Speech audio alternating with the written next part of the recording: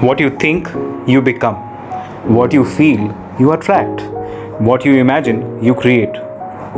आसान भाषा में जैसी दृष्टि वैसी सृष्टि।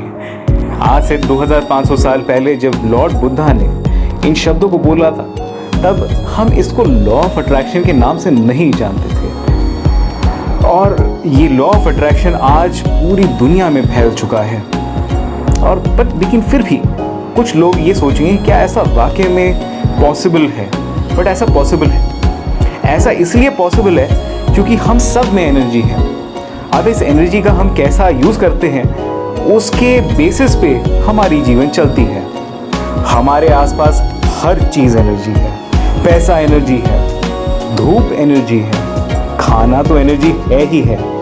ज़्यादातर हम खुद ही अपनी ज़रूरतें पूरी कर लेते हैं, बट कभी कभी हमें औरों की भी मदद की ज़रूरत पड़ती है, या फिर ऐसा कहें एनर्जी की ज़रूरत पड़ती है।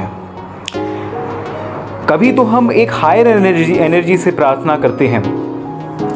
और रेकी भी ऐसी एक टेक्निक है जिसकी मदद से हम अपने चक्रों के ब्लॉकेजेस को दूर कर यूनिवर्सल एनर्जी से कनेक्ट करते हैं। रेकी 2 शब्दों से बना है। रे मतलब यूनिवर्स, की मतलब एनर्जी यानी ऊर्जा।